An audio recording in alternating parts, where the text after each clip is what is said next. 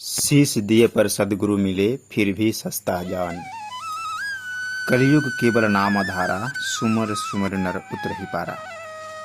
सदगुरुदेव श्री सतपाल जी महाराज जी कहते हैं कि प्राचीन काल में लोग सुमिरन भजन करते थे, पर आज लोग सोचते होंगे कि कलिकाल में इसकी कोई ज़रूरत नहीं है, पर ऐसी बात नहीं।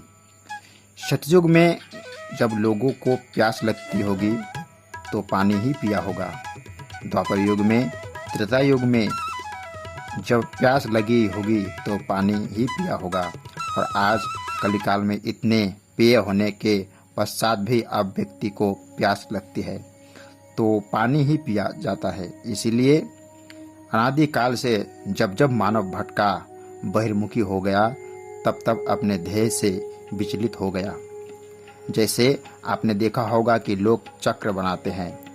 चक्र का एक बिंदु होता है, जो बिंदु से दूर होता जाएगा तो चक्र बढ़ता चला जाएगा, जो बिंदु से दूर जाएगा तो चक्कर और बढ़ता चला जाएगा, और बिंदु के नज़दीक होगा तो उसका उतना ही चक्र कम होगा।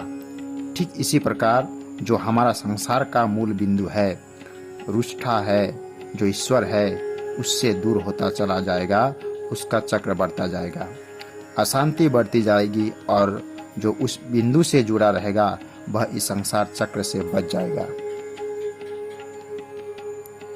प्रिय साथियों, श्री महाराज कहते हैं कि हमारे अंदर एक ऐसा स्वर, एक ऐसा नाम है, एक ऐसा शब्द है जो बिना बोले, बिना उच्चारण किए हमारे अंदर मौजूद है।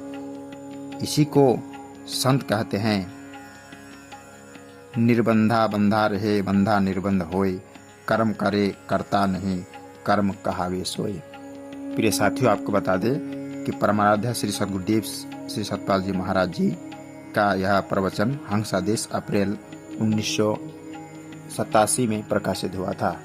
जगत जननी श्री माता जी कहते हैं, देखो बीज का कभी नाश नहीं होता, ऐसे ही वे शक्तियाँ आत्मज्ञान देने के लिए समय समय पर अवश्य आती हैं। यह मानव जीवन बड़े भाग्य से प्राप्त हुआ है। न जाने हम कितने योनियों में भटकते रहे, भटकते भटकते परमात्मा की असीम कृपा से यह मानव शरीर हम सबको मिला हुआ है। अगर यह मौका चूक गए तो समझ लेना दोबारा हमें यह मानव शरीर नहीं प्राप्त होगा।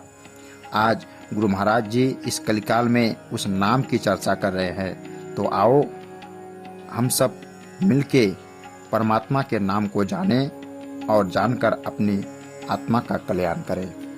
गुरु गोविंद दो खड़े काके लागू पाएं, बलिहारी गुरु आपने गोविंद दियो मिलाए।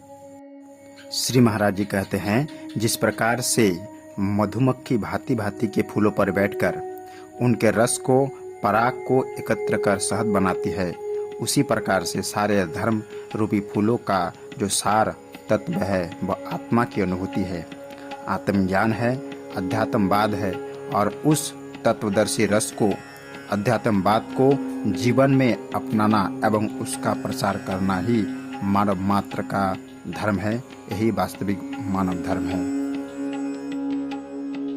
माता श्री अमिता जी कहते हैं, गुरु महाराज के वचनों पर पूर्ण विश्वास ही शिष्य को आध्यात्मिक उत्थान की ओर ले जाता है।